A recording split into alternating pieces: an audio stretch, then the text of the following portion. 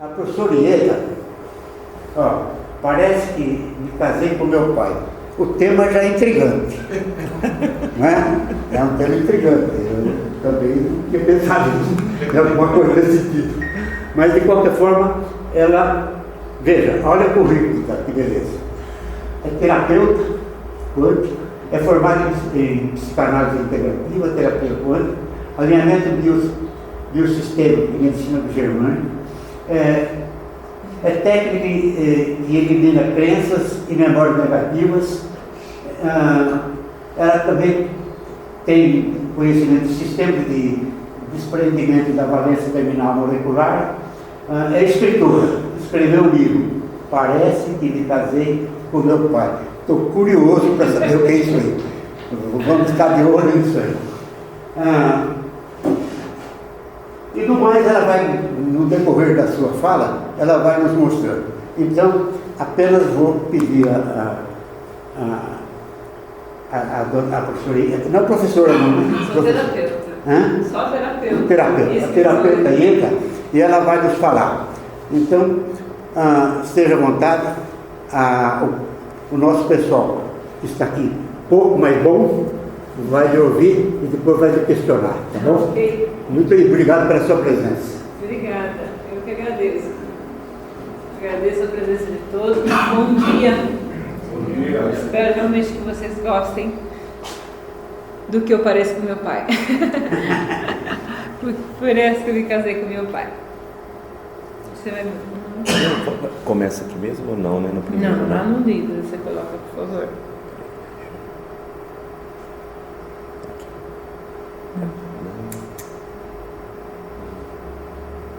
Quer que eu mando aqui? Aí, ó. Isso, aí é o primeiro. Aí pode.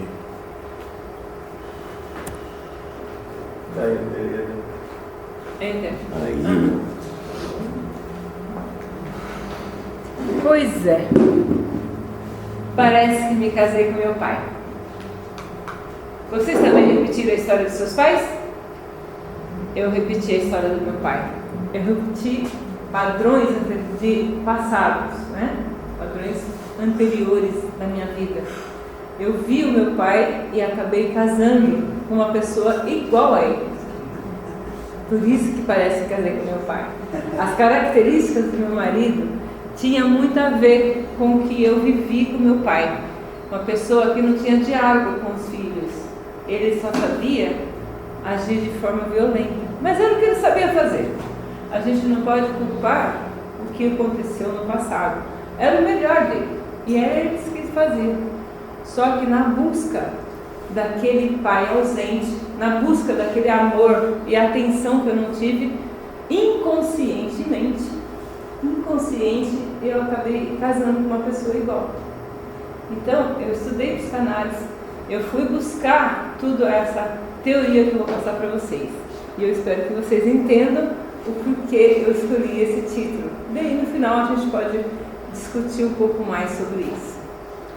Eu não sou a dona da verdade, então eu gostaria de vocês falassem comigo para a gente poder chegar numa coisa, certo? E aqui sou eu, a Ieda Maria. Aqui eu tinha mais ou menos 14 para 15 anos.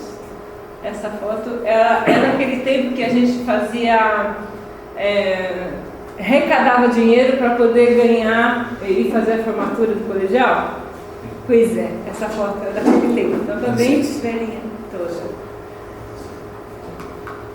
E eu nasci em Novo Horizonte, interior de São Paulo. Não sei se vocês conhecem, Novo Horizonte, né? 450 quilômetros de São Paulo. É de lá que eu nasci. Porém, eu vivi no Vale Formoso. Olha só o lugarejo que eu era, né? Aqui é a igreja, capela, né? Capela. E aqui o coreto, parecido com o de Pirassununga, não? Toda vez que eu vou lá assistir, bem menor, né? Esse lugarejo aqui, ele tinha, na época que eu morava lá, mais ou menos umas 100 famílias. Ele é distrito de Novo Horizonte. Então é um lugar muito pequeno mesmo. Na verdade só tinha essa praça, né? E havia o coreto. Vocês perceberem que não tinha nem asfalto, olha, era terra mesmo. Em volta dessa praça tinha as famílias. Era só isso, não tinha mais nada. O resto era fazendas. Meu pai era vendedor ambulante e ele fazia permuta com a legumes, né, queijos. Era assim a nossa vida lá nessa pacata cidade de Vale Formoso. Existe no mapa, apesar de ser pequeno, viu? E essa era a casa que eu morava. Eu morava nessa casa aqui, que hoje não existe mais, foi demolida. Depois que eu fui embora para São Paulo, meu pai construiu essa. E aqui era uma farmácia que meu pai alugava. Era um farmacêutico da época. E aqui é a minha família. Meu pai, né? Pode ver que ele está na frente de todos. É autoritário mesmo. A minha mãe, um pouco submissa. E aqui era, olha só, o marido da minha prima, a Marlene, estava lá. A Marlene é minha prima, que é o casamento da minha irmã. A minha mãe, ela teve 8 filhos, mas ela criou 6. Né? Criou eu, meus irmãos mais velhos e os meus irmãos mais novos. 6 filhos. Essa aqui é a minha prima, a minha irmã e o marido dela nessa foto. Para vocês terem ideia de onde eu vim. E quando eu tinha 7 anos, aqui começa um pouco da história reflexiva. Como eu disse, eu estudei psicanálise, né? E quando eu tinha 7 anos, já começou uma história aí, psicanalítica. A minha mãe, meu irmão mais novo, viemos para São Caetano. Eu falo viemos, ainda sou nova em Pirassununga, mas eu estou ainda chegando de São Paulo. Mas quando nós fomos para São Paulo, no casamento da minha tia, eu tinha 7 anos. Eu, a minha mãe e o meu irmão mais novo, caçula. A gente foi no casamento de São Caetano do Sul. E depois do casamento, cada convidado foi ao seu carro, pegou seu carro e foi para a festa. Eles foram para a festa do casamento e de repente eu vi todo mundo sair, inclusive a minha mãe e meu irmão. E eu fiquei sozinha no pátio. Eu fiquei lá e falei, o que aconteceu? Imagina, uma caipira, Vale Formoso, numa cidade de São Caetano do Sul, com 7 anos de idade, sozinha no pátio. A minha mãe provavelmente ela tinha me dado alguma orientação de eu entrar em algum carro, mas eu não. Distrair, sei lá. Eu sei que todo mundo foi embora e eu fui lá. Naquele momento eu me vi perdida, eu paralisei, porque eu estava sozinha no pátio da igreja, numa cidade grande, e eu falei, minha mãe me abandonou, minha mãe foi embora, me largou aqui, me abandonou. Esse é o primeiro sentimento de abandono que eu senti. Com 7 anos de idade, isso fica gravado no nosso inconsciente, não tem como isso apagar. 6, 7 anos são idades realmente que gravam na nossa memória. Então, esse já foi o primeiro ponto de quando eu fiquei com esse trauma de abandono. E lógico, depois a minha mãe foi me buscar. Ela percebeu que eu não estava lá e ela foi me buscar. Porém, aqueles instantes que eu fiquei ali sozinha, com 7 anos de idade, foi crucial para mim. Aquilo, falei, o que eu faço agora? Existem 2 formas, quando a gente está em perigo, de agir. Ou você reage, né? Ou você paralisa. Eu paralisei. Eu fiquei com aquele abandono gravado no meu inconsciente. Isso para vocês já refletirem como tudo faz parte de o que eu agi, as minhas escolhas quando eu fiquei adulta. Já desde os 7 anos isso já ficou lá no meu inconsciente. O que aconteceu? Depois dos 7 anos, eu cresci, né? E aí, com 14 anos, eu comecei a namorar. Aí que foi um caos mesmo, porque meu pai, logicamente, do jeito que ele era, o temperamento que ele era, ele não aceitava o namoro. Ele não queria que as filhas, né? Graças a Deus ele só teve 2. E as 2, ele proibia esse namoro. Ele não queria que realmente que namorasse. Mas esse rapaz, ele foi passear no Vale Formoso e me conheceu. E ele chegou para mim e falou: eu quero namorar com você. Naquele tempo existia isso, né? Existia, você chegava, conhecia a pessoa e pedia. Hoje já não é mais assim que funciona. Mas ele fez isso. E eu logo, de prontidão, falei para ele: não, meu pai não deixa eu namorar. Não quero namorar. Imagina, eu tinha 14 anos. Ele era 7 anos mais velho que eu. 14 anos, eu falei: não quero namorar, meu pai não deixa, meu pai é muito bravo. Então, por favor, não quero. Mas jamais essa pessoa aceitou uma rejeição. Ele ficou insistindo todos os dias para que eu namorasse com ele. E foi uma insistência, até que um dia eu não resisti aos encantos e comecei a namorar. Também não sou de fé, né? Ele ia, lá no Vale Formoso não tinha colégio. Então, para a gente fazer o colegial, a gente tinha que pegar o ônibus, 6 horas da tarde, no Vale Formoso, e ir para Novo Horizonte para poder fazer o colégio.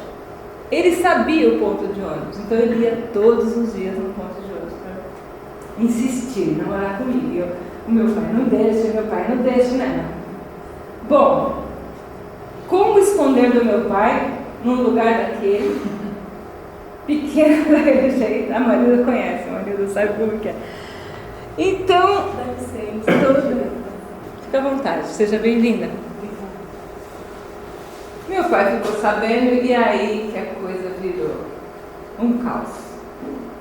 Eu vivia simplesmente de castigo, porque ele descobria e me castigava, não deixava eu sair de casa, fora o sermão, né? Sermão que não era pouco. Realmente, assim, uma vez ele me pegou no flagra, o meu namorado chegou, ele foi na casa da minha tia, que era no começo da cidade, então ele chegou de Novo Horizonte, entrou e eu fui lá encontrar com ele.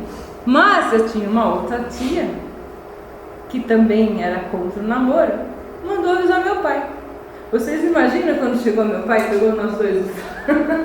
Aquele dia foi, assim, eu falei: agora eu vou morrer de tanto apanhar, né? Me pegou no flagra, meu Deus do céu, o que ele vai fazer comigo? Mas ele não fez isso não. Ele mandou limpar umas telhas lá, velho, cheio de teia de aranha, e fiquei lá até de madrugada. Foi o castigo. Bom castigo. Então, gente, assim, a minha vida era um caos de adolescência, de 14 para 15 anos. Então, inclusive, ele falou assim: nossa, você fez 15 anos. Depois que a gente começou a namorar em maio, em julho eu fiz 15 anos. Eu falei: pois é. Ele falou: você não é muito nova para namorar? Eu falei: agora que você está vendo? Agora? Depois, tanto insistir. Eu era muito nova mesmo, eu conheço isso. Bom, de tanto eu desisti dele, ele não aceitava o namoro e era um caos, e meu pai ficava me cobrando e tal. Até que chegou uma época que o meu pai já não aguentava mais, eu já tinha terminado o colegial e ele chegou para mim e me deu um comando: ou você se casa ou você vai embora para São Paulo. Como assim? Casar com 17 anos? Não, ainda mais uma pessoa que teimosa, né? Ele tinha um corcel aquele antigo, que ele soltava, chegava na frente da casa da minha casa, assim, ele soltava o escapamento, fazia aquele barulho para provocar o meu pai. Olha o que ele fazia. Quer dizer, então não ia dar certo, né? Eu tenho 17 anos, acho que eu já tenho um pouco de juízo, né? Eu vou embora para São Paulo. Então foi o que eu fiz. Arrumei a minha mala e fui embora para São Paulo, com 17 anos. Mas eu sou uma caipira. Morar numa cidade grande, você imagina uma caipira de 17 anos chegar nessa cidade grande? Já era assim. Já era, lembra da rodoviária? Era exatamente isso. Hoje, graças a Deus, arrumaram a rodoviária. Mas eu chegava aqui e chorei, gente. Eu chorei, mas eu chorei muito nessa cidade grande. Porque, eu tinha deixado tudo para trás. Deixei minha família, deixei meus amigos, meu namorado, que já era Jaraí, né? Fui embora. Eu escolhi ir embora. Então eu fui embora nessa cidade um dia. Eu fui morar nessa cidade.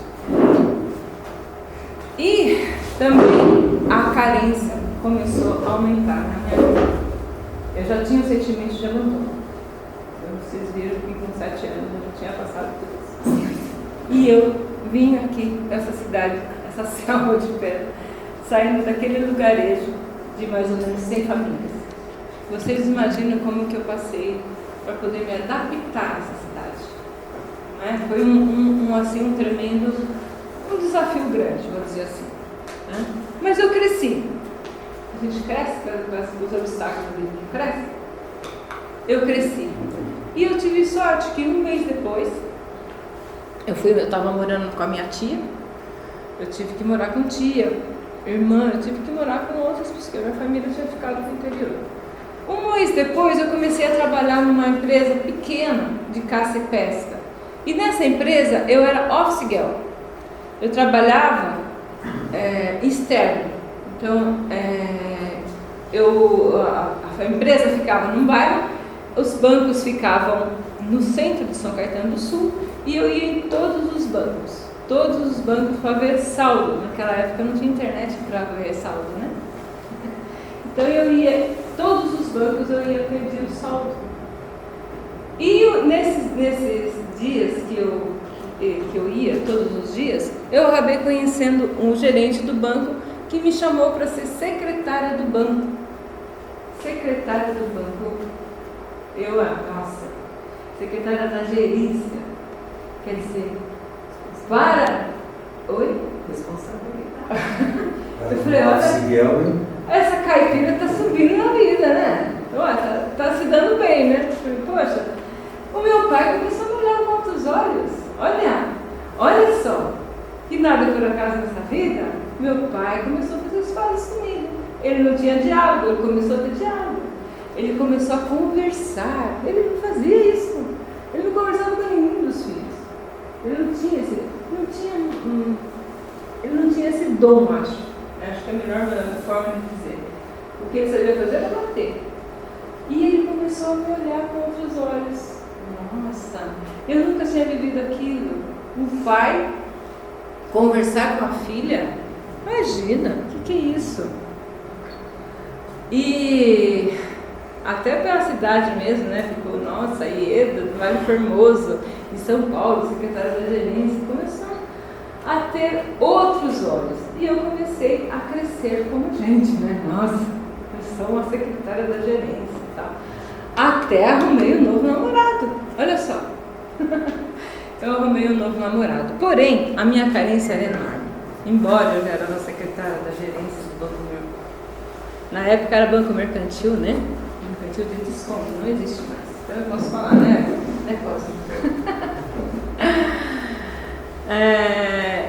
Gente, a carência é algo assim que atrapalha muito a vida da gente. Então eu era muito carente. Eu era porque mostrei para vocês que com 14 anos eu comecei a namorar, o caos que eu vivia com meu pai, né? Era muito triste, era muito desarmonioso. E depois eu vim embora para São Paulo com 17 anos, então também passei uma carência muito grande, deixei tudo para trás e tive que recomeçar minha vida. Nunca tinha trabalhado, tive que começar a trabalhar, tive que conhecer e viver numa cidade grande que eu não tinha essa experiência. E a carência realmente faz com que a gente não faz boas escolhas. Tudo isso fica gravado no nosso inconsciente. Essa carência, ela tem o dom de fazer com que você aceite migalhas, né? Porque há migalhas de um parente, migalhas de uma irmã, e cada um tem a sua vida. E eu me sentia uma intrusa, na verdade, né? Morar com outro, eu não sou da família, eles estão me ajudando, eles estão me acolhendo, mas eu sou fora do, né? Um peixe fora d'água, uma intrusa. Era esse o meu sentimento, carência mesmo, aquela carência que realmente destrói você. E como psicanalista, depois que eu fui estudar o porquê de tudo isso, a gente tem que aprender a ressignificar isso, porque ela existe e a gente tem que assumir, aceitar que existe. Mas você tem que saber trabalhar. Naquela época eu não sabia. Principalmente com 17 anos, eu não sabia trabalhar isso. Eu fui saber depois, né? Depois que eu fui estudar, que fui buscar ajuda, que fui me curar. Mas então, nessa carência toda, com um namorado novo, que aí ficava mais longe para esconder do pai, né? Estava em São Caetano do Sul, trabalho Formoso, ele não ia ver, né? Eu comecei, como eu fazia as pazes com meu pai, quando eu tinha feito, porque eu era secretária da gerência, eu resolvi que quando eu ia completar 21 anos, eu ia passar com ele para comemorar essa reconciliação, para comemorar uma vida que eu nunca tive com ele. Fui para o interior e foi um aniversário assim, cheio de glamour, né? Com boas memórias, bons momentos, um lugar gostoso que era interior. Eu vou passar meus 21 anos, lembro do sorriso dele até hoje, foi muito gostoso, foi um dos momentos muito gostosos, muito bom mesmo. E aí eu passei meus 21 anos lá, você vê que já 17 ia fazer 4 anos que eu morava em São Paulo, já estava trabalhando, estava namorando, que a minha vida continuou, então ótimo, vamos lá. Voltei para São Paulo depois do aniversário e eu recebi umas semanas depois a visita da minha tia. E ela me disse assim: você precisa voltar para o interior porque seu pai está doente. Como assim? Faz duas, 3 semanas que eu estava com ele. Não tinha como ele estar doente. Ele estava bem, sorrindo, brincando comigo, né? Uma harmonia que nunca existia antes. Como assim? Não pode ser. Não, você tem que voltar porque ele não está bem. Realmente, meus pais não contavam se realmente tinha acontecido alguma coisa. Eles não falavam com a gente como a gente já sabia, né? Porém, infelizmente, ele não estava doente. Eu encontrei meu pai no caixão. É dolorido quando você quer comemorar uma coisa e de repente 15 dias depois ele estava morto. Dói, porque ninguém gostaria de passar por tudo isso. E a esse falecimento de meu pai, eu falei: poxa vida, como que você vai embora? Ele não disse nem adeus. Você estava comigo há pouco tempo e de repente você vai embora, some, eu não vou ver mais você. Olha novamente o abandono dentro de mim. Olha só como isso vai reverberando dos 7 anos. Enquanto você não resolve esse abandono, ele vai reverberando em você. Você vai ter que viver com isso, certo?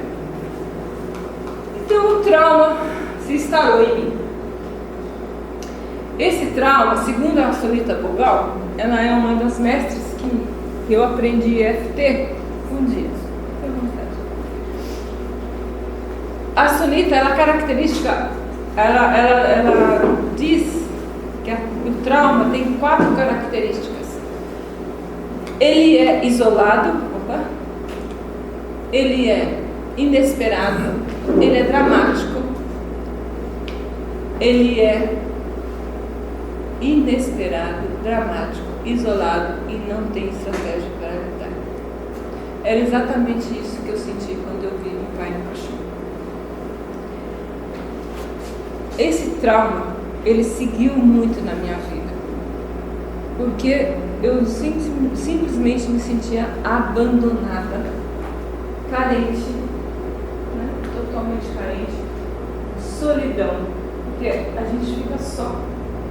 O luto, você não sei se todos já passaram por isso, mas o luto te deixa sem chão, principalmente da forma que foi comigo.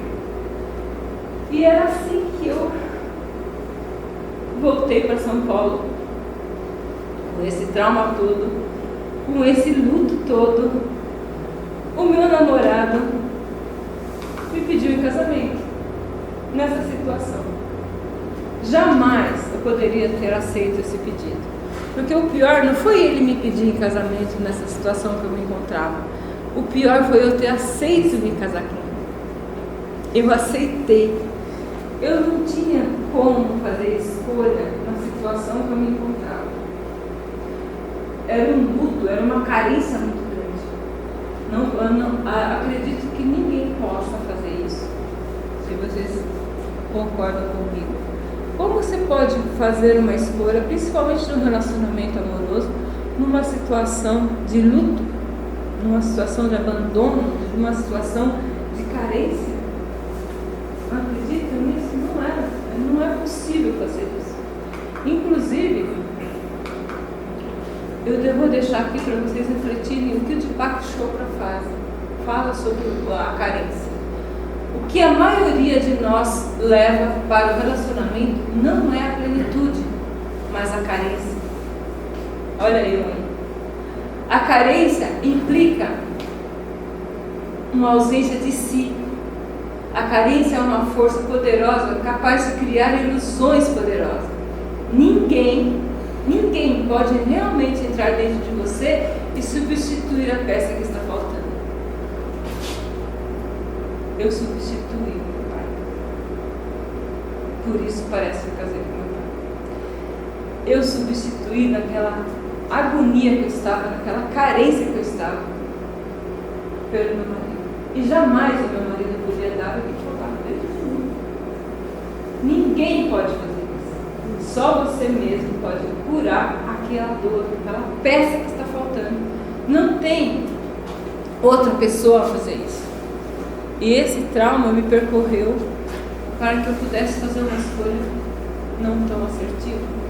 Se eu talvez tivesse o conhecimento que eu tenho hoje, com tudo isso, eu poderia ter resolvido de uma forma diferente. Vocês acreditam?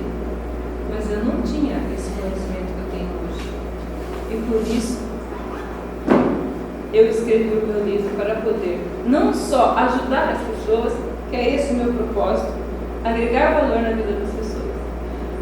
Não repetir a história que eu repeti. Que cada um de nós podemos fazer uma história diferente. Não precisamos repetir a história do pai. Não precisamos repetir padrões do passado.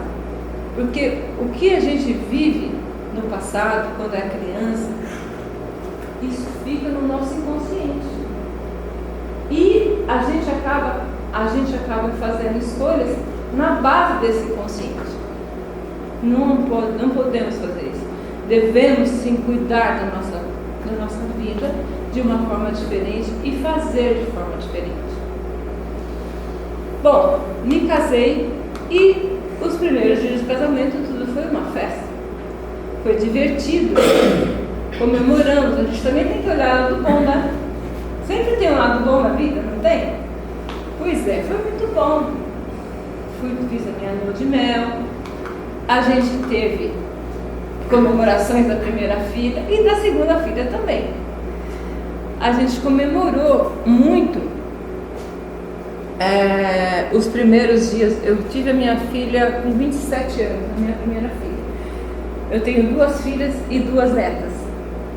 Essa primeira que está na minha barriga aqui é a que nasceu em abril e depois eu tive uma outra que nasceu em maio. Porém, depois que nasceu a minha segunda filha, o meu casamento já não estava ficando tão bom. Infelizmente, aí eu comecei a ver as características do meu pai. Ele me ignorava, ele não me ouvia. Só o que ele falava era que estava certo. Eu não tinha ação. Assim como a minha mãe era submissa, eu estava agindo igualzinha a minha mãe. Eu só chorava. Eu chorava, eu não sabia o que fazer. Tudo que eu falava, ele não acatava. Tudo que eu tentava mostrar para ele, ele não via. Então eu comecei a perceber que o príncipe virou um sapo. Ele não me ouvia mais. Ele começou a chegar tarde em casa. Ele começou a não participar do aniversário das minhas filhas. Ele foi ausente. Aqui é a minha primeiro aniversário da filha mais nova. Como ela faz em maio e a mais velha faz em abril, então a gente comemorava junto. Então nesse aniversário ele não apareceu. do primeiro aniversário da minha segunda filha. Era solidão de novo na minha vida. Eu falei, o casamento acabou, porque se ele não tem nem consideração de estar com a família numa comemoração, que para mim era muito importante, como que eu faço? Como que eu vou lidar com isso novamente? Com essa solidão, com essa carência, com esse abandono, que mais uma vez está sendo abandonado. E aí eu comecei a buscar como fazer para reconciliar. Como eu vou reconciliar esse casamento? Como que eu vou reconciliar a minha união, a minha família novamente? Eu fui viajar, eu fiz a sugestão de ir para Cancún, que é um lugar exótico, um lugar de natureza, de magia. Eu fui buscar tudo o que eu poderia fazer, mas a desilusão aumentava, porque não estava resolvendo o que eu estava fazendo. Não estava dando resultado positivo na minha busca de reconciliação com meu marido. Comecei a avaliar e pôr na balança o que estava valendo a pena. Porque se a minha filha, as minhas filhas só me via chorando. Eu não tinha mais argumentos para falar para ele que a situação não estava boa. Mesmo que eu tivesse, ele não me ouvia. A situação estava caótica.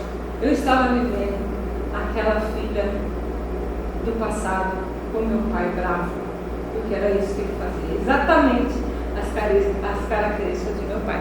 Ele só não me batia, mas ele me ignorava, não me valorizava. Era muito triste. Era uma situação que eu fui buscar o padre, porque eu casei numa igreja católica e o padre falou que Deus uniu o homem não separa. Padre, pelo amor de Deus, me ajuda. Meu casamento não está bom. Eu só vivo chorando, minhas filhas me veem chorando. Fala para mim o que eu tenho que fazer. Me ajuda, porque eu não estou mais conseguindo. Infelizmente também, eu acabei acatando. Eu ia na igreja todo domingo às 7 horas da manhã. Mas não para ouvir só a missa, para falar com o padre. Para ver se ele realmente me ajudava. Mas nada resolvia. Fui buscar autoconhecimento, senso crítico. Meu Deus do céu. Possível, eu sempre fui muito espiritualista, muito, desde lá do Vale Formoso, daquela cidadezinha, eu sempre busquei algo divino que existe, né? Com certeza, nós não estamos aqui por acaso. O que eu devo fazer? O que você, né? O que Deus pode me oferecer para que eu possa superar essa agonia que eu estou passando?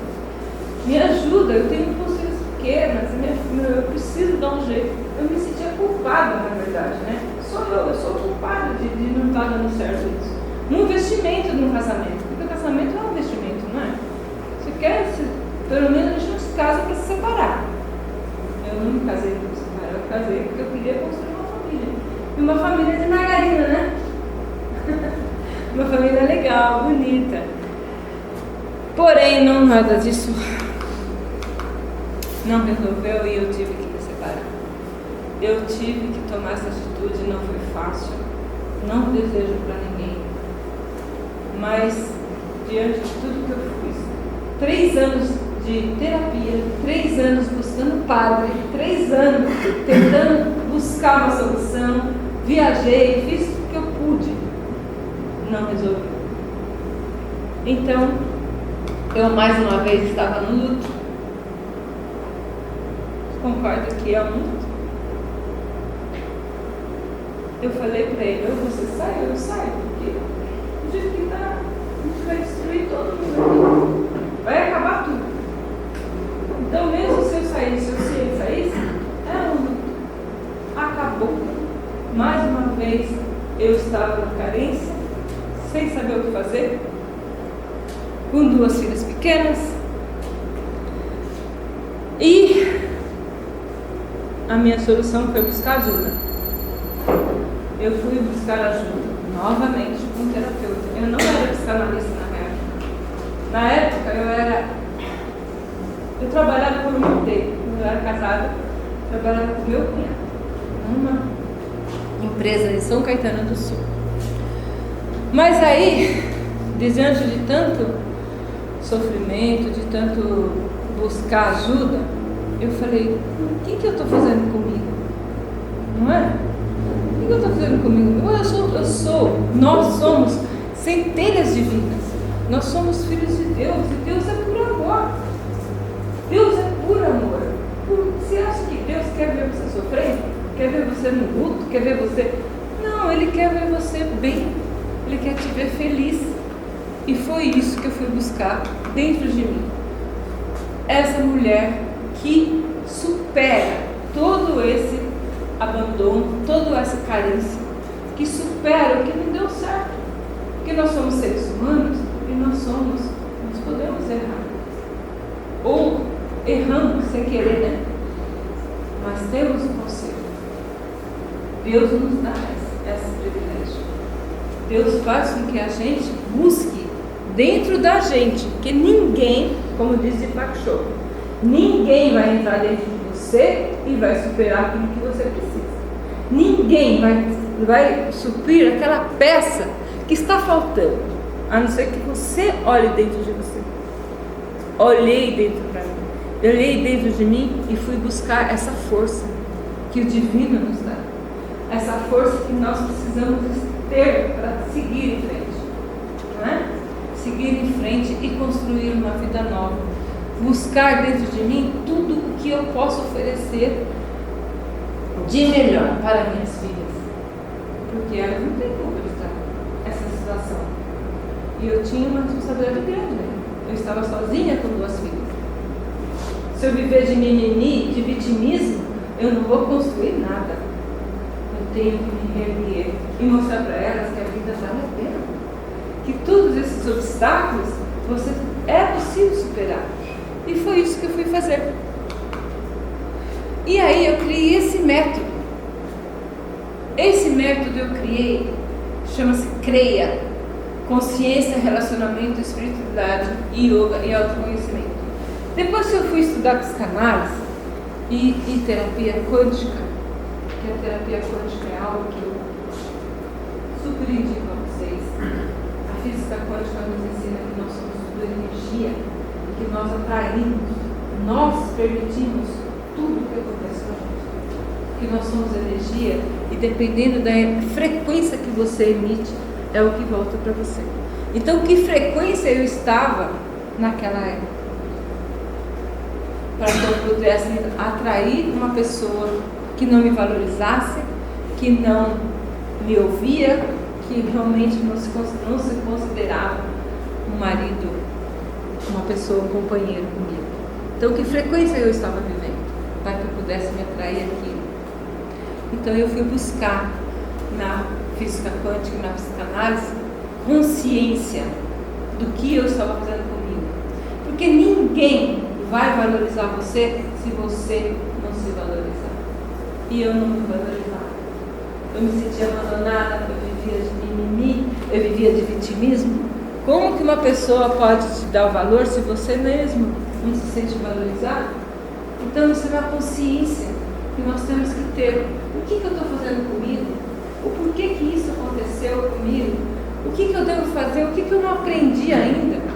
Para ter um relacionamento, você precisa se conhecer, você precisa ter a consciência de quem você é, do que você quer, do que você gosta, para não repetir a história dos pais, para não repetir os padrões que você viveu. Então você precisa ter consciência nos relacionamentos, porque eu não tive problema só com o relacionamento com meu marido. Eu tive problemas com chefes. No meu livro, eu conto. Eu tive vários empregos. Eu conto muitos detalhes sobre tudo isso que passou. Que aqui, se eu for falar tudo, a gente vai ficar o dia todo e não vai dar tempo. Mas eu tive problemas com relacionamento, com o cunhado, com primos. Por quê? Porque eu não me valorizava. Entendeu? Como que o outro vai te dar aquilo que você está dentro de você? Não dá. Então, o CREA me ensinou isso. A espiritualidade, como eu disse a vocês, está tudo junto, consciência, não tem nada separado.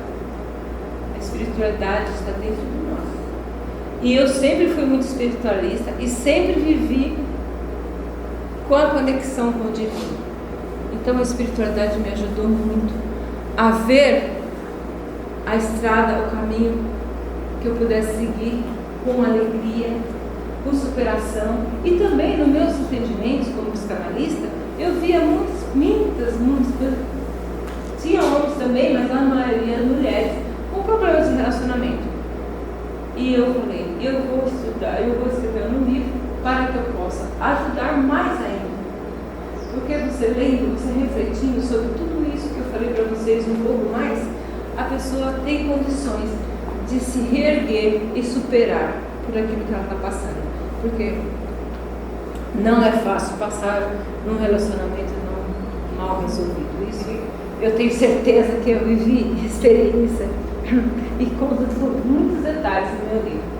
O yoga também ele é importante porque ele conecta com o divino através de respiração, através de mantras, através dos gestos que eles fazem.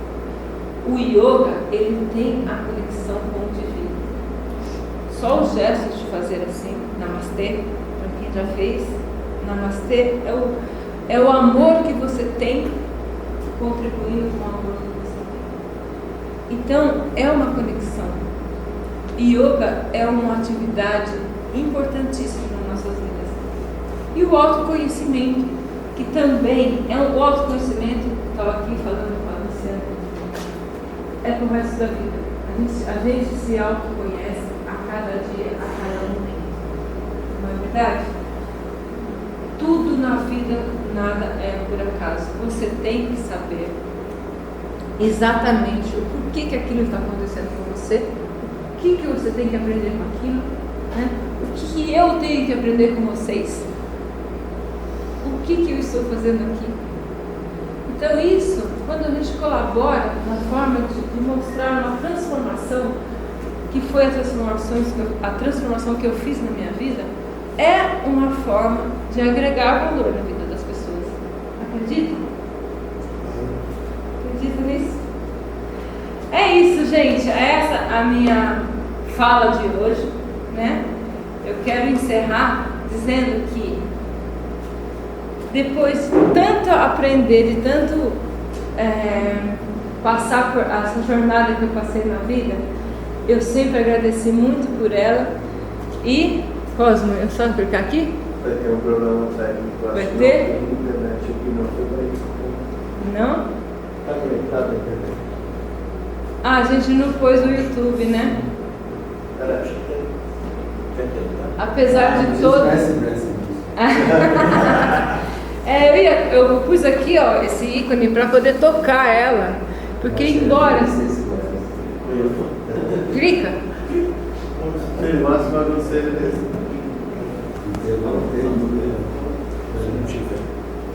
Ai. Acho que tá. Só pular, né? Parece que tá baixo? Aqui eu não estou vendo nenhuma saída do som. Não estou ouvindo o som. Apesar de toda essa jornada que eu contei para vocês, a vida é bonita, não é?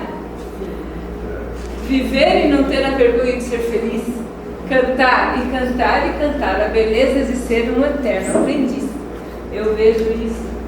Nós somos eternos aprendizes.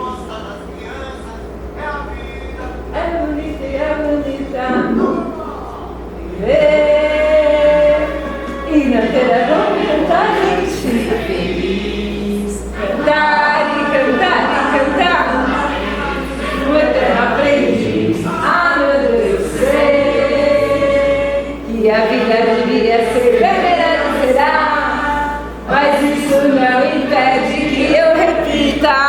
É bonita e é bonita. Olha que legal.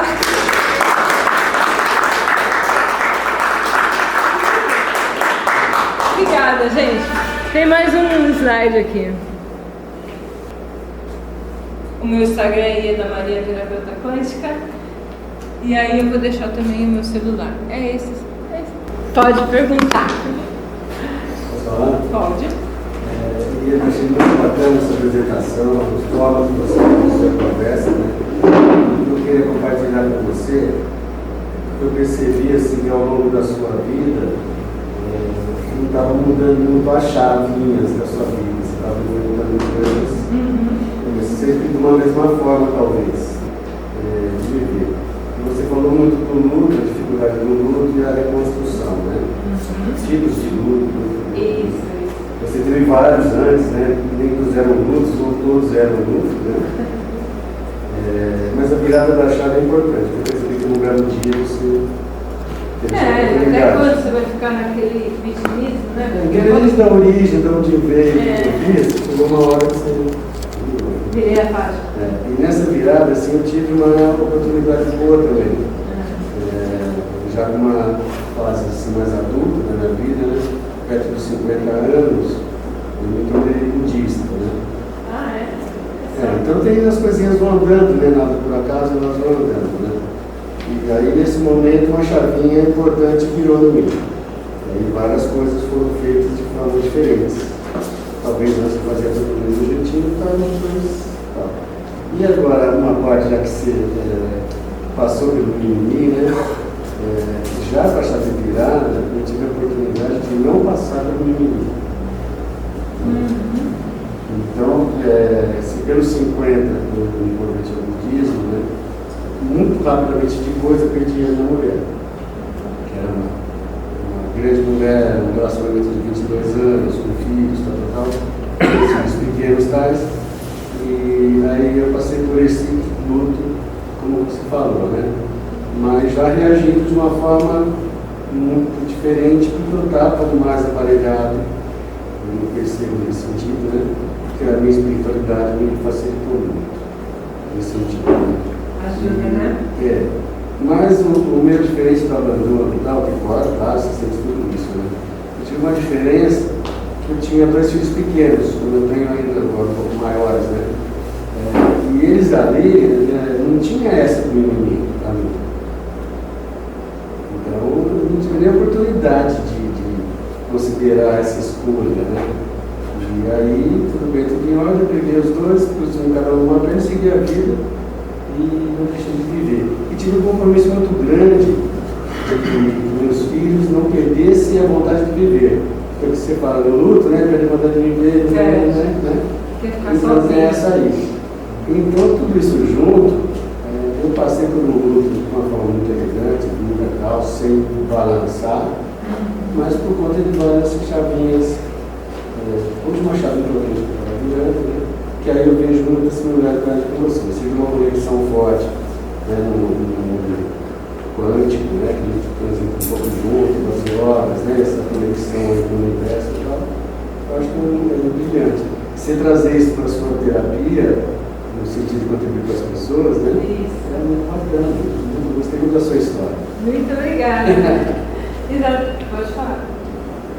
Eu só ia acrescentar que realmente depois que, antes de estudar psicanálise, depois que eu me separei, eu não quero contar muito, senão vocês não vão ler meu livro, né? Eu leio também. Mas depois que eu me separei, eu fui pedir a conta, que eu trabalhava com o irmão dele, e fui fazer representante comercial. Já nessa época de representação comercial, em artes gráficas, eu comecei a perceber que as pessoas me chamavam para conversar sobre problemas pessoais. Eu ficava encantada, a pessoa nem me conhece, né? Então eu já comecei a fazer, acho que eu tenho o dom de ajudar as pessoas. E aí, depois que eu estudei psicanálise, eu percebi que muitas histórias se repetem. E aí eu falei, eu também repetir. Né?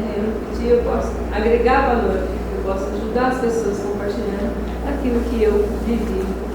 E é esse o meu intuito de vida, inspirar as pessoas a se transformar. Sair desse luto, porque o problema vai sempre existir. Problemas não tem como não existir. Nós vivemos numa sociedade, né, gente? Como não? Nenhuma cabeça vai pensar igual como. Mas a gente precisa aprender a superar isso. Pode falar. Essa pergunta para a terapeuta, né? A gente vive numa sociedade paternalista, né, que foi feita pelos homens e as mulheres agora cada vez mais estão conseguindo o espaço delas, né? E essa sociedade feita de homens para homens, voltando atrás, né, a gente vê que os homens tinham aquela necessidade de suprir as necessidades da família, trabalhar, e muitas vezes eles tinham problemas, as necessidades da família, de dar um abraço numa filha, de perguntar, filho, como é que foi na escola hoje? Às vezes isso passava batido, o cara ficava mais preocupado com outras coisas, e ele tinha toda aquela angústia dentro dele, mas ele foi ensinado que o homem não pode ficar, o homem tem que mudar tudo, tal, né? Então, a gente vê que um grupo de família, como você fala, a sua maioria, tem um pouco do retrato disso, né? De como foi a relação com os pais, a maioria você vira amigo do pai depois que fica adulto, né? E o pai é aquele cidadão longe, né? Então, a minha pergunta é assim, você acha que hoje, atualmente já, para os pais, é mais fácil, fala assim, para o homem, né? Buscar ajuda psicológica, se conhecer mais, porque muitos se conheciam. E o cara, tem gente que fala assim, eu não posso tirar férias. Se eu tirar férias, eu enlouqueço. Eu tenho que trabalhar constantemente. Tem muitas pessoas que não conseguem tirar férias, porque o serviço é meio que uma fuga para ele ficar pensando na férias. Né? Hoje, você acha que esse cidadão, o homem, mudou? Ele já consegue pedir ajuda, ele já consegue chorar, porque ele seja um pai mais humano, um marido mais humano. Você acha que mudou ou ainda continua como era? No meu atendimento, eu atendi vários homens que realmente foram buscar ajuda, justamente por isso. Porque o que nós temos? Nós temos crenças, né? Meu pai, ele falava assim pra gente. As piores são as limitantes. Exato. Meu pai falava, o que o pai e a mamãe falam, mesmo que esteja errado, faça. Como assim? Era assim. Não é? Então a gente nem abria a boca, porque você abria a boca, você apanhava e você carrega essa crença. Né? Ou não pode chorar. Né? Dinheiro não cai do céu. Isso é tudo crença. Então eu atendi homens que foram buscar. Porque se você não busca, você não precisa realmente, não é porque eu sou terapeuta que falo, eu sou uma terapeuta.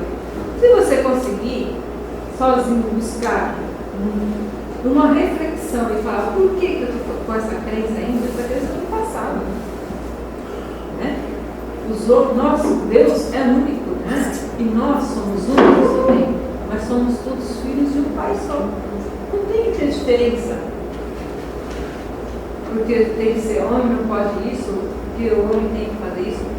Não é? Mas é de cada um. Como é seu nome? Alan. Somos únicos. Cada um está numa etapa da vida. E está tudo certo. A física quântica diz que você está no lugar certo, na hora certa. Só que você tem que se refletir por que isso está acontecendo com você. O que eu tenho que mudar? O que eu tenho que aprender? Você pode sair dessa crença. Cada um, mas é cada um.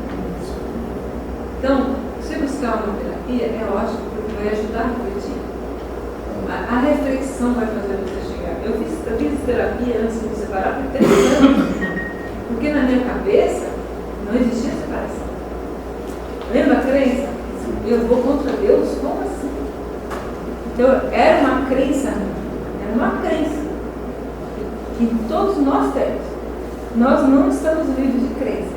Mas basta você ver o que essa crença está te acrescentando na vida.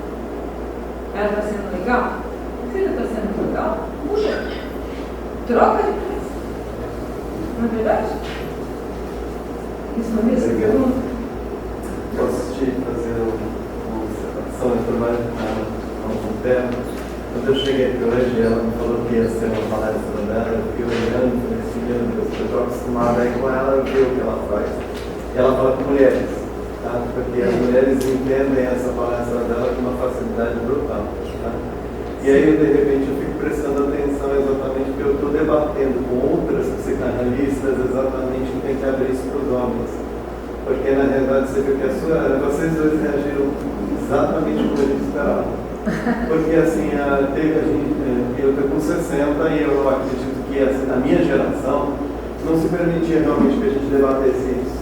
Então o que ele falou é verdade. Agora, a geração que está aí, a geração de 20 aos 35, eles não estão nem aí com o que a gente pensa. Tá? Eles vão para essa terapia, eles vão para essa palestra, eles vão debater isso, porque já mudou muito. Para nós ainda tem essa dificuldade. A gente olha e fala assim, nossa, será que é do meu mundo? Não. Eu já desconstruí há muito tempo, mas assim, o que eu ia te dizer é que quando ela chegou e ela começou a falar, eu falei assim, meu Deus, como que essa plateia vai reagir? Interessante que a plateia maior É só, então, assim, tem 4 mulheres aqui, né? O resto são homens. Então isso é um impacto muito grande. E agora, assim, quando vocês dois falaram, assim, sinceramente, me chamou a atenção que eu falei assim, eu tenho defendido muito que elas têm que, ela e outros palestrantes, falarem abrir para homens. Tá? Porque assim, os homens estão ficando carentes, eu falei para ela, porque assim, elas foram atrás, foram buscar, estão falando entre elas. Os homens não estão fazendo isso, então eles estão ficando para trás nesse movimento. E a gente está criando exatamente com profissionais que têm coragem de falar com os homens, porque por incrível que pareça, elas têm mais limitação para falar com homens. Porque parece que eles também colocam padrões para receber da mulher um debate sobre eles. Tá? A partir do momento que vocês dois comentaram, eu acho que isso aqui é tudo que a gente queria ouvir para poder abrir isso. Tá? Porque assim, ou a gente muda, ou você simplesmente, é o mesmo caso dos profissionais, ou muda, ou pode esquecer, vai para casa dormir, porque você vai dormir sozinho. Porque o mundo mudou. Eu tinha 2 pessoas que não estavam. Eu quero parabenizar pela palestra, foi muito interessante, emocionante. Chegou um momento que a gente teve que segurar para não chorar com você, porque todo mundo já passou por dramas parecidos como esse também, né? Então a gente fica ali emocionado também. Mas eu queria fazer uma pergunta para você sobre a questão do conflito de gerações que ele está comentando ali também. Eu vejo assim, que eu conheço várias pessoas da sua geração que tem uma abordagem de hiperfoco em cada minuto da vida pessoal. E dá aquela importância como se fosse aquele minuto expandido, como se fosse dias aquele minuto. Eu conheço muitas pessoas que pensam assim e avaliam esses minutos da vida particular dessa forma.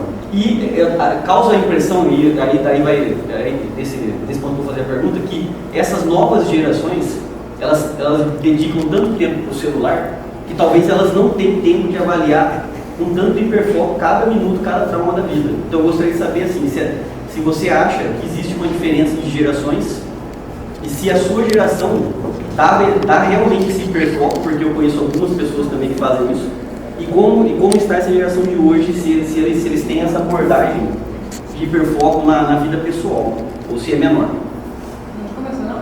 É Marcelo. Marcelo, é interessante a sua pergunta. Olha, é o que eu disse para eles, somos únicos. Né? Existe sim uma geração que procura não ser só do celular. Existe. Eu posso, não puxando o saco da minha filha, mas a minha filha com 8 anos, quando eu me separei, né, naquela época, ela já tinha uma cabeça diferente. Hoje ela está com 35 anos. Mas somos únicos. Não tem como você generalizar. Entendeu? Existe uma geração, como disse o Cosmo, hoje tem homens procurando terapia. Antigamente isso não era. Terapia era para loucos. Né? Mas hoje eu atendo homens que falam, né? Olha, eu não estou bem no meu casamento, o que eu posso fazer? Né? Busca reflexão sobre isso. Na verdade, o que o terapeuta faz não é dar a solução, é fazer refletir. E a geração hoje está misturada. Posso dizer isso no meu conceito. Existe sim os que procuram ajuda, sair um pouco do celular, da internet, mas existe também aqueles que não querem sair, a gente chama de zona de conforto. Por quê? Sair da zona de conforto dá trabalho. Você tem que sofrer no processo. Você tem que sair, dói porque você está tão acostumado com aquilo. Se você mudar, putz, é igual mudar uma alimentação, uma dieta. Putz, eu não posso comer isso, eu não posso comer aquilo. Não muda, não dói. Eu adoro isso, mas eu não posso comer. a vida é a mesma coisa. Então, assim, tem a geração que quer realmente acompanhar uma evolução e tem as outras que não querem sair. Isso eu estudo há mais de 10 anos física quântica e eu percebi que é a frequência de cada um. Nós somos energia.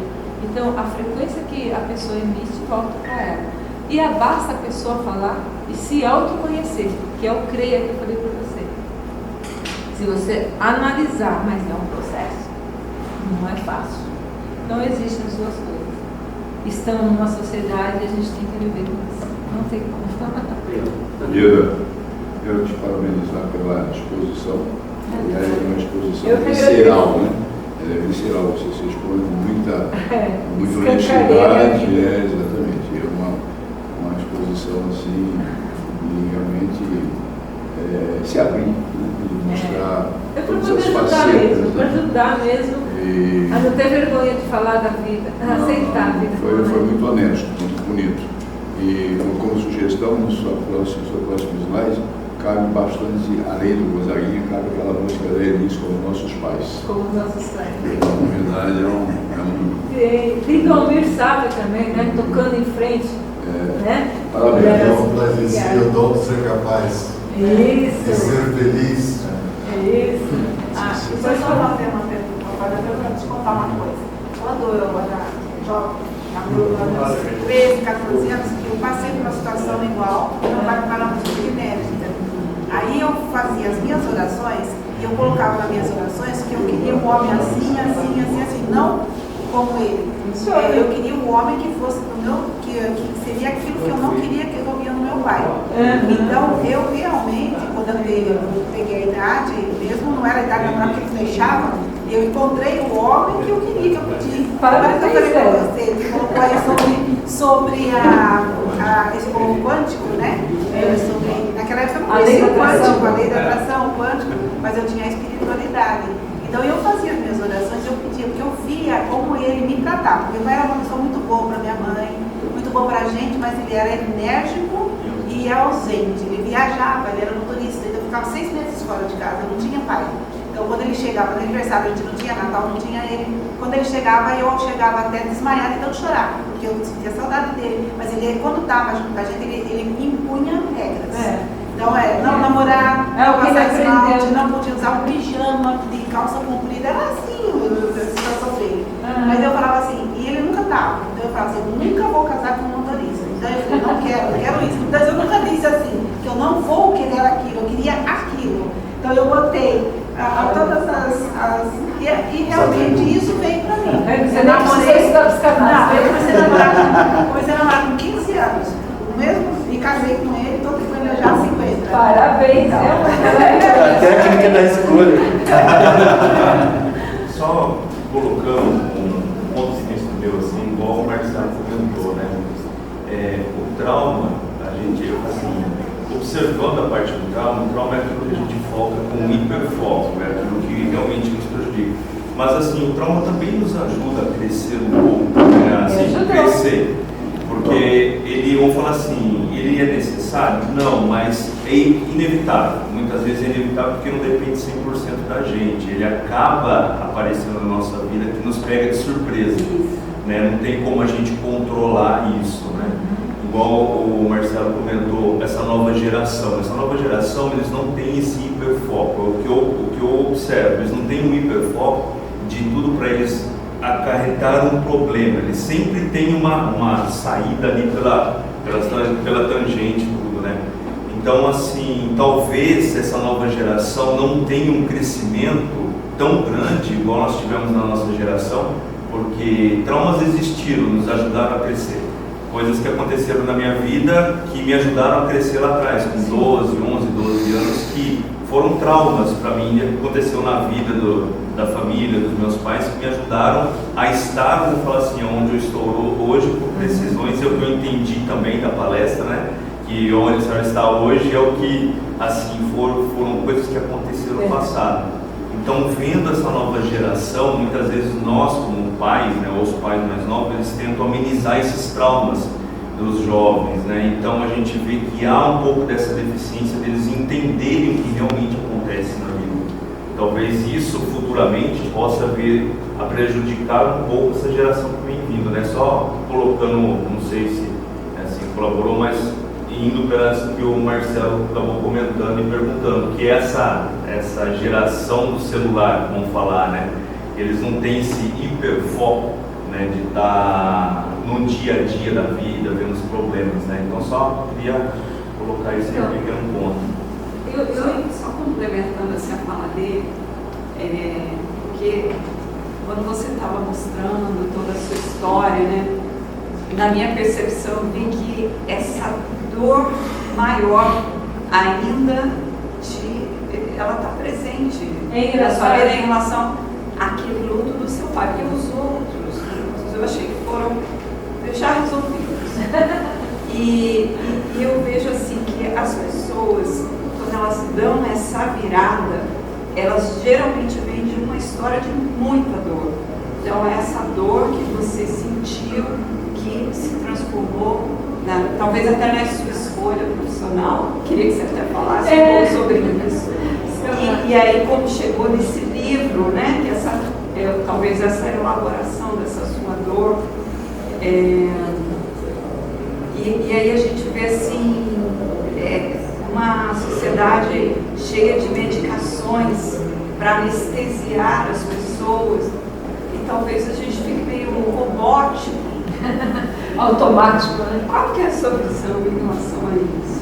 Então, infelizmente, na mídia, eu falo que eu sou espiritualista, sempre fui, porque eu sempre pensei, poxa, para que ter tanta coisa e não ser feliz? Não é verdade?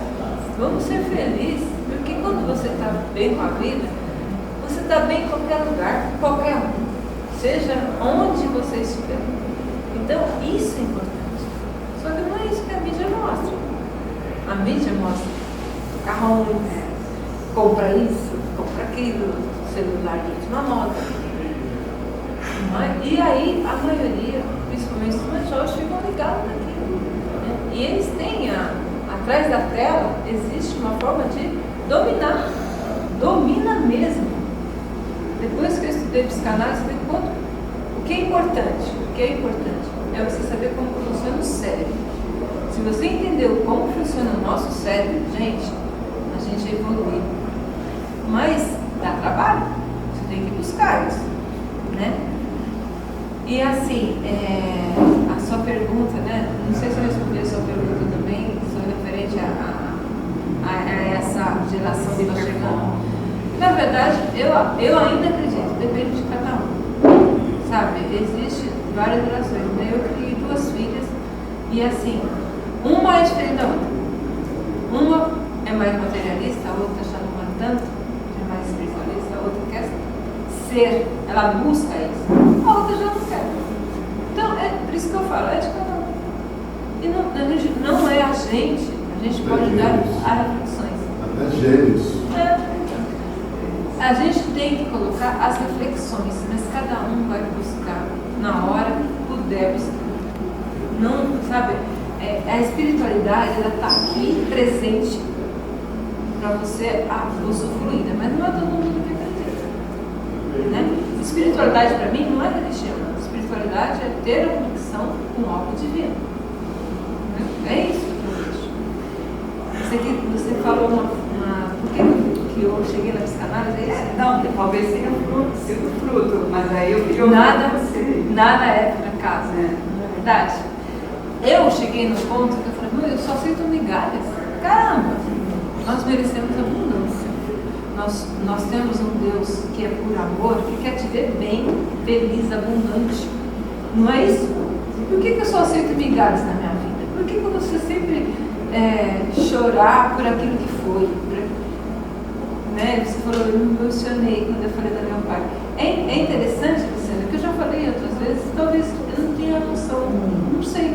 Porque na física quântica, somos tudo energia, e eu posso estar contribuindo com a energia de vocês. Vocês também podem estar passando por alguns momentos. E isso reverbera em mim. Eu capto essa energia e vocês captam. essa energia, entendeu? Às vezes eu posso chegar numa outra palestra e não me emocionar tanto, mas você vê que é conexão. Por isso que eu falo que está tudo junto. A ciência está junto com a espiritualidade, que está junto com o material, somos todos um e somos filhos do mesmo Pai. A gente tem que ter isso em mente. A mídia deveria falar isso. A física quântica ensina isso. Hoje, o meu primeiro mestre de física quântica foi Yannick Couto. Ele liberou no YouTube todas as palestras dele. Na época, eu frequentava presencial em Santo André. E quando eu fui assistir pela primeira vez o que era física quântica, eu falei, meu, o que esse cara está falando? Qual é o nome dele? Desculpa. Hélio Couto. Ele tem no YouTube o Caminho das Palestras. Ele está velhinho já, né? Está vivo ainda, mas está bem velhinho.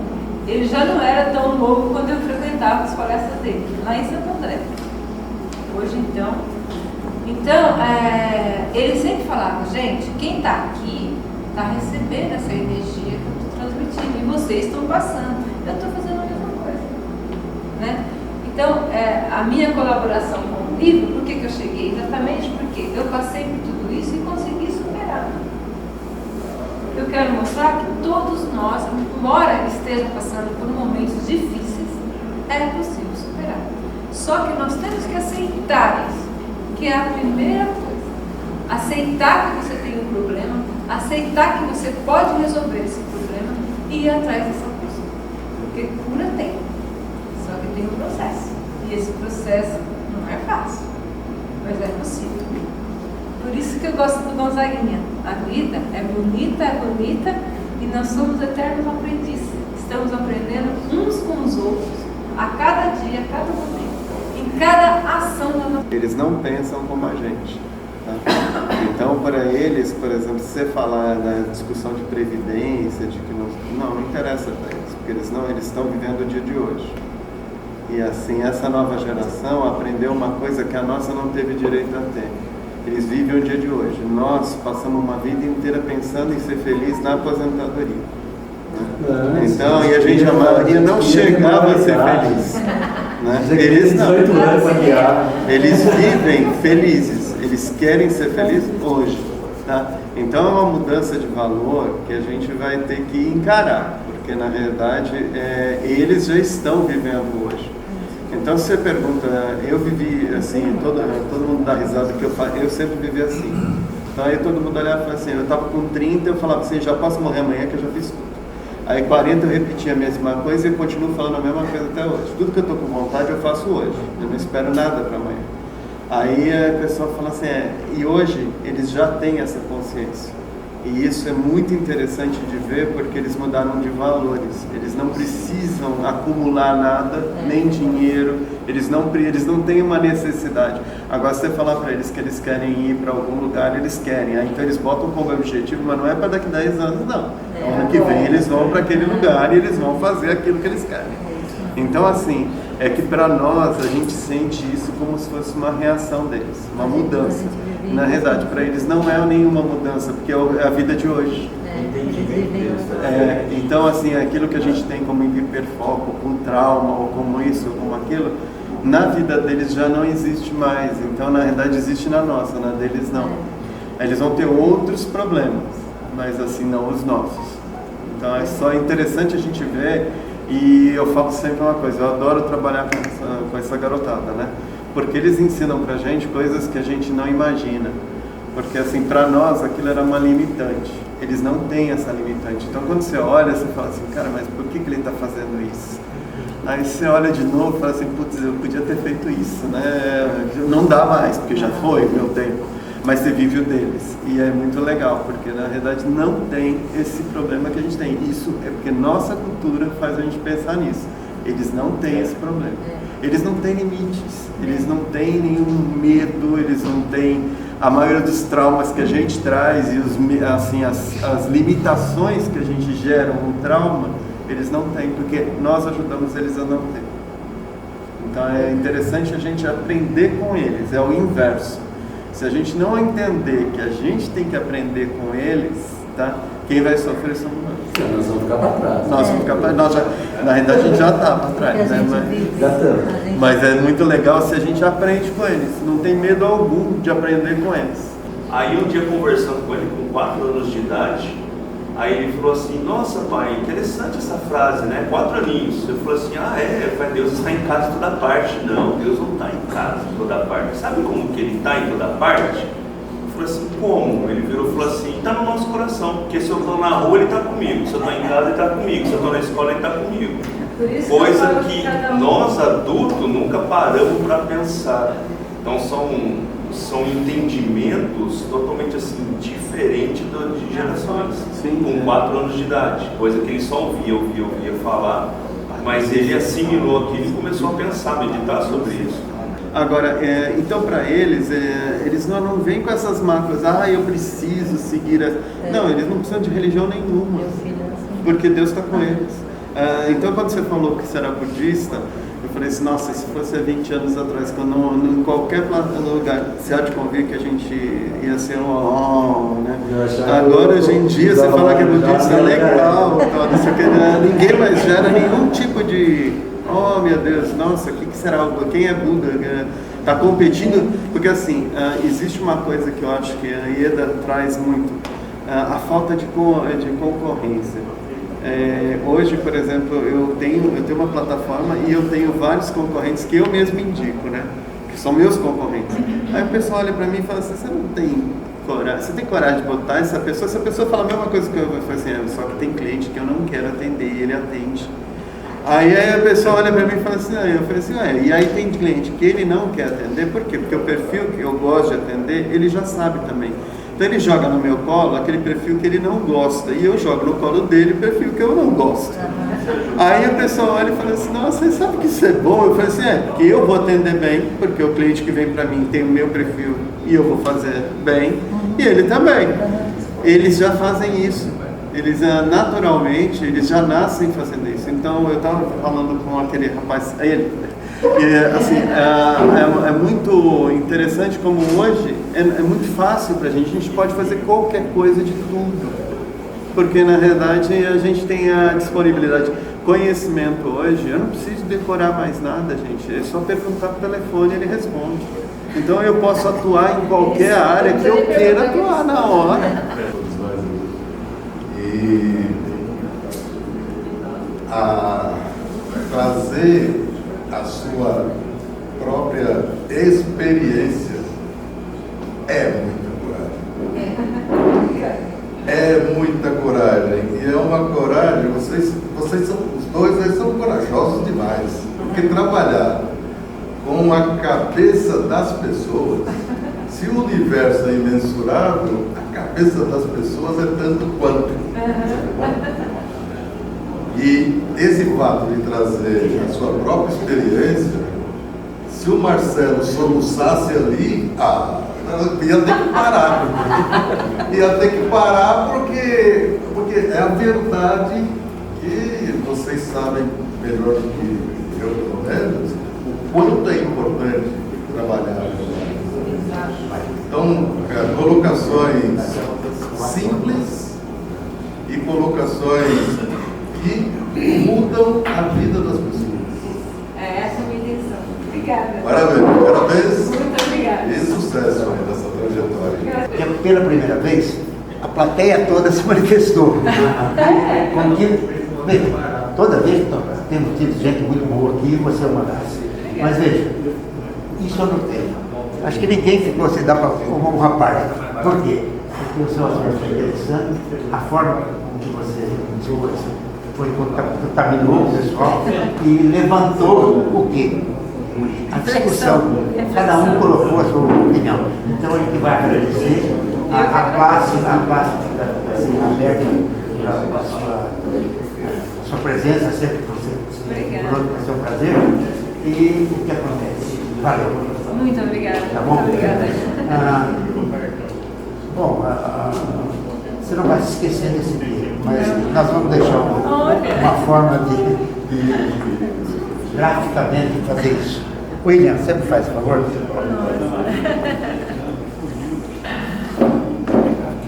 Muito obrigada, gente. Nossa. Obrigada, muito obrigada. Olha, gente, Ainda tá falando.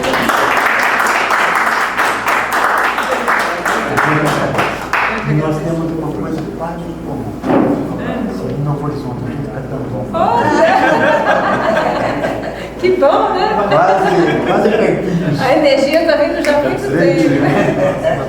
A minha prima morou em Novo Horizonte. Hoje ela mora aqui em Pirassununga. Tem parede. É? Catanduva? Ele tinha uma padaria. Ah, que legal. Deixa eu botar uma foto pra gente. Olha, gente, tirar foto.